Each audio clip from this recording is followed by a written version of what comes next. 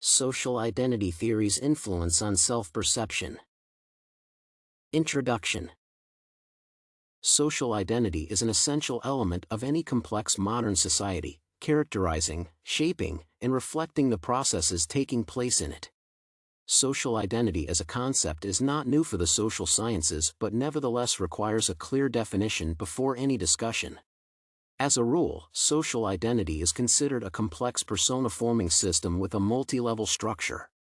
At the last social level, identity is defined as a construct that reflects a person's internal solidarity with social ideals and standards and thereby helps the process of self-categorization of one's personality.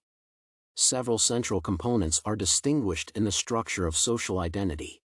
The main parts of social identity are gender, ethnicity, age, and professional identity. Obviously, to be categorized as one belonging to a particular group from the mentioned components of identity, a person is assessed as to the parameters that represent these groups. Hence, it is rational to view social identity as determining the presence of a group's parameters in an individual. Thus, social identity is vital for self-identification through associating oneself with a group. Multiple phenomena that reflect and shape personalities are discussed in this essay. Main body. Speaking about the main subjective factors that constitute one's social identity, the ethnic component has become the most significant for me.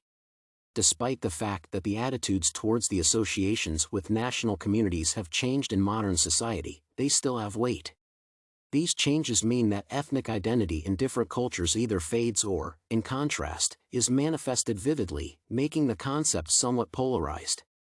Ethnic identity is most often formed not as a result of an inborn particular national quality but in the process of an individual's self-determination. A surname with pronounced ethnic attributes, for example, does not always influence or determine the identity of the person. For the self-determination of a person on a national basis, this is not enough. However, if there are apparent ethnic contradictions in a society, even a surname can be significant. For me, a Caribbean black person, certain cultural elements associated with my ethnic group are still essential. Combining many features of historically separated cultures but culturally related, Caribbean cultural characteristics are distinctive and allow me to articulate the factors that identify me more clearly. Professional affiliation also directly affects the self-identification of an individual. Professional identity is not only a choice of an occupation done in young years but also a determining factor throughout a person's life as to their focus of activity. The choice of specialization depends not only on a person but also on an assortment of other reasons. These include economic factors, such as crises, changes of residence, inability to perform professional duties for health reasons, and other variables. Professional identity is primarily influenced by external causes affecting the economic situation, its change, the emergence of new financial assets, changes in working conditions, and the content of professional activity. This is especially important for me since I am involved in activities most closely related to the ongoing processes within the economy. Since I am a trader, my professional identity is closely linked to the market stability which relates to the bids that I make. Thus, my professional identity is involved in the interaction of economic, geographical, and many other factors that predetermine the success of my career and my financial status. As for the definition of other groups to which I can attribute myself, I can quite specifically say that my personality is largely determined by the concept of a modern wealthy man. Unlike past generations of the middle class, mine has a more relaxed and independent existence, which includes modern methods of earning, leisure, and lifestyle connected to modern technologies and achievements in the IT field. Hence, I also relate myself to groups that identify by social, economic, and age factors. I can differentiate myself from the past era's people who had a more intense life that depended on multiple interrelated factors of local communities. Moreover, their existence depended on both professional and educational success because higher education was considered decisive for a decent job and social growth.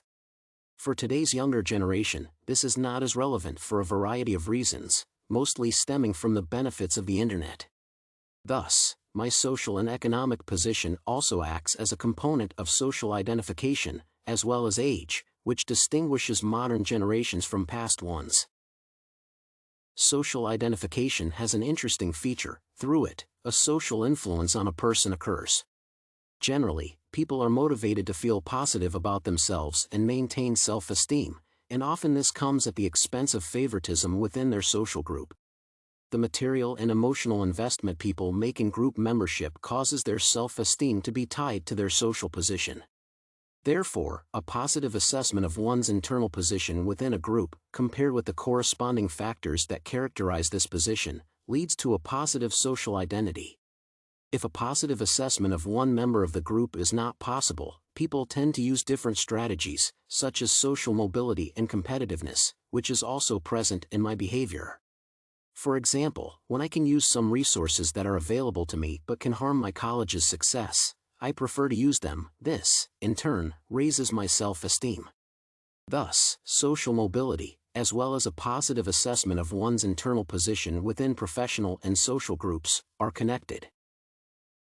Furthermore, it is worth discussing in greater detail how exactly the intragroup factors influenced me, as well as the positive influence that they have manifested. By joining a group with a higher social position, a person's position within the social group can improve qualitatively. Indeed, this will not change the group's status but the group's status of its individual members. Social mobility within the groups and circles in which I find myself also strongly influences my social identity, allowing me to feel confident in different communities without limiting myself. Summary.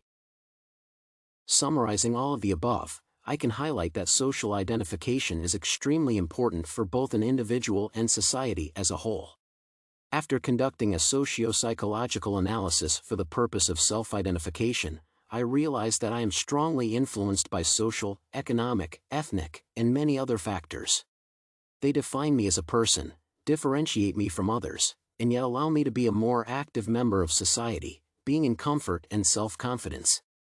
Social mobility, as well as competitive personality traits, reinforced by knowledge of my own social identity, characterize me and allow me to understand the further development of my personality better.